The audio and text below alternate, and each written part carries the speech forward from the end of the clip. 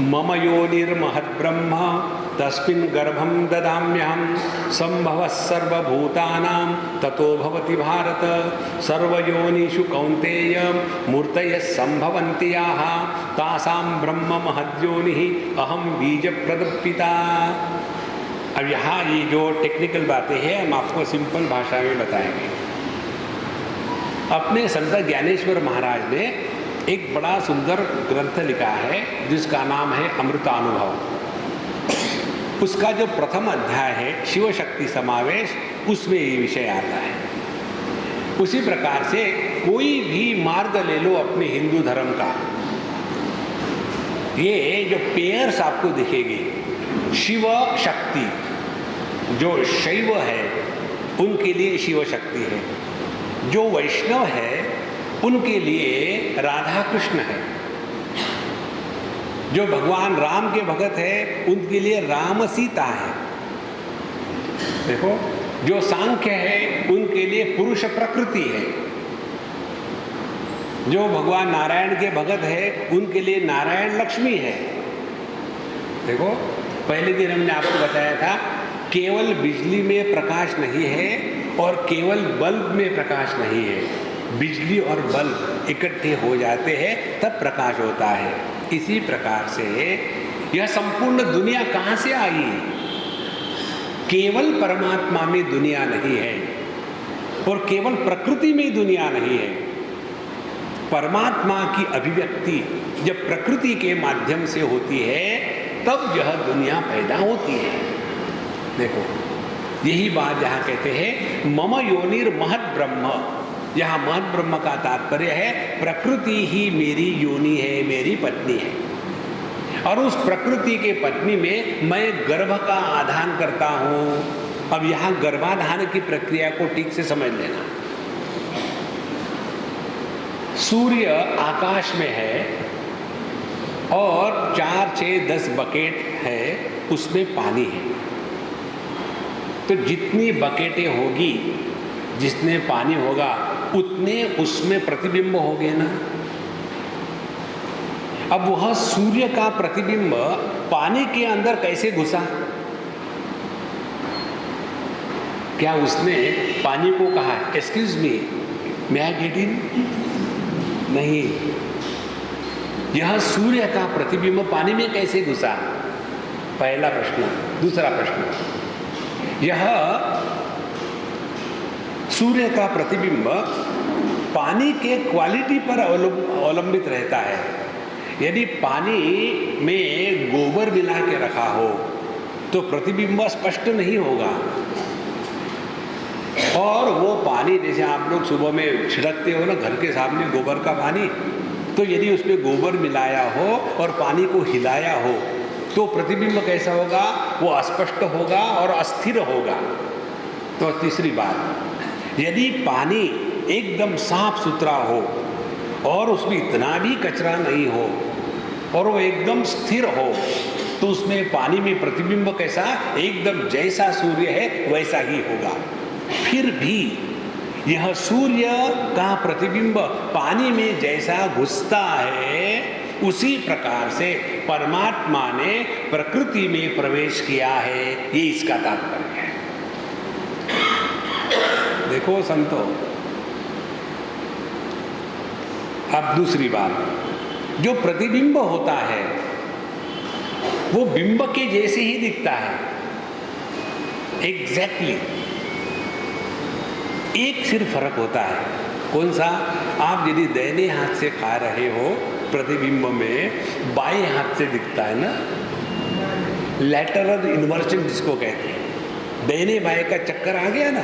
इतना ही भेद है परमात्मा का प्रकृति में जो प्रतिबिंब है वो है आप और हम, और हम इसीलिए परमात्मा स्वरूप है। फर्क क्या है? सिर्फ दाएं बाएं का फर्क है। परमात्मा आनंद स्वरूप है और हम दुखी है। अब करना क्या पड़ेगा? इस प्रतिबिंब को अपने स्वरूप को प्राप्त करने के लिए क्या करना पड़ेगा? ध्यान से सुनना।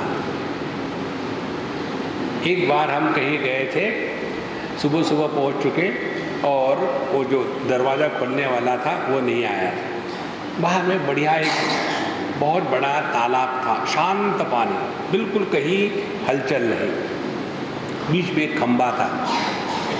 तो हम बैठे बैठे देख रहे थे खंबे का प्रतिबिंब, एकदम जैसा सीधा खड़ा एकदम वैसे ही प्रतिबिंब भी खड़ा है।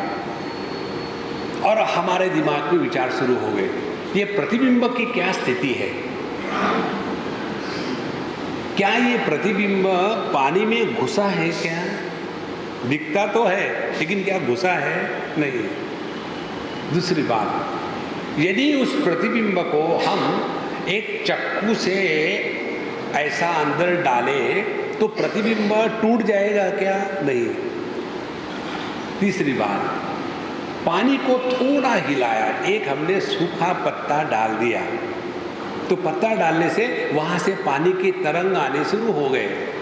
तो वो तरंगों के कारण वो जो प्रतिबिंब था वो भी हिल रहा था, टूट रहा था और फिर जोड़ रहा था।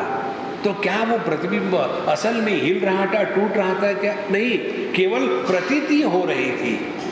इसी सिद्धांत को अपने में देखो। हम में असल में कोई दुखी नहीं होता, दुखी कोई हो ही नहीं सकता। जैसे पानी में पड़ा हुआ सूर्य का प्रतिबिंब पानी को हिलाओ तो लगता है कि टूट रहा है, लेकिन टूट थोड़ी रहा है। क्यों नहीं टूट रहा? यदि हो तब टूटे ना, वो तो केवल एक प्रतीति है, वास्तविक नहीं है। इसी प्रकार से यदि हम असल में दुखी होते तो हमको दुख का बोझा नहीं होता। हम असल में दुखी नहीं है, इसीलिए दुख का बोझा होता है। तो हमारे जीवन की पूरी धारा क्या है? दुख की निवृत्ति करनी। दुख की निवृत्ति क्यों करनी है? क्योंकि दुख हमारा स्वरूप नहीं है। अब जो हमारा स्वरूप नहीं है वो हम कैसे हो सकते हैं? और धीरे इस पर जब चिंतन करो तब पता चलेगा कि दुख का कारण जैसे पानी में पड़े हुए प्रतिबिंब के टूटने का कारण वो पानी का हिलना है, इसी प्रकार से मन रूपी पानी में परमात्मा का जब प्रतिबिंब पड़ जाता है तो उस मन रूपी पानी की क्वालिटी पर उस परमात्मा के प्रतिबिंब की अभिव्यक्ति होती है। यदि हमारे मन में गोबर के जैसे ईंट पत्थरों की दुनिया का महत्व है तो ऐसे गोबर वाले मन में परमात्मा का प्रतिबिंब स्पष्ट नहीं होगा। उसी प्रकार से यह गोबर वाले पानी में हिला दिया जाए अनेक प्रकार के कर्मों के कारण तो वह प्रतिबिंब टूटा हुआ मालूम होगा। 2 मिनट में सुखी है, 2 मिनट में दुखी है। और यदि हमारा पानी मन ऐसा शुद्ध है और स्थिर है तो उसमें परमात्मा का प्रतिबिंब एग्जैक्टली जैसे परमात्मा है वैसे ही हमारे माध्यम से उस परमात्मा की अभिव्यक्ति होगी। देखो संतो, यही है जन्म की प्रक्रिया। ध्यान से सुनना। ये जो बल्ब है इसको हमने ऑन किया तो इसमें लाइट आया, ठीक है। हमने उसको ऑफ कर दिया तो लाइट कहाँ गया? फिर हमने ऑन किया, फिर लाइट आया। और हमारा एक्सपेरिमेंट चलते चलते 2-4 बार किया, बल्ब फ्यूज हो गया। तो बल्ब फ्यूज होने से उसमें का लाइट निकल करके किसी दूसरे बल्ब में घुसेगा क्या? वो तो वहीं खत्म हो गया ना। इसी प्रकार से चेतन सत्ता किसी भी देह से जब मन के रूप में प्रकट होती है तब वह देह सजीव हो जाता है। और जब ये देह नष्ट हो गया, माने जब इस देह में वो क्षमता नहीं है कि चेतन सत्ता को मन के रूप में प्रकट करे, ये क्षमता किसी भी देह से समाप्त हो गई तो वह देह मृत कहलाता है, मरा हुआ कहलाता है। तो जैसे फ्यूज बल्ब में से निकला हुआ प्रकाश किसी अन्य बल्ब में घुसता नहीं, उसी प्रकार से जहां हमारा ये देह नष्ट हो गया, सिनेमा खत्म।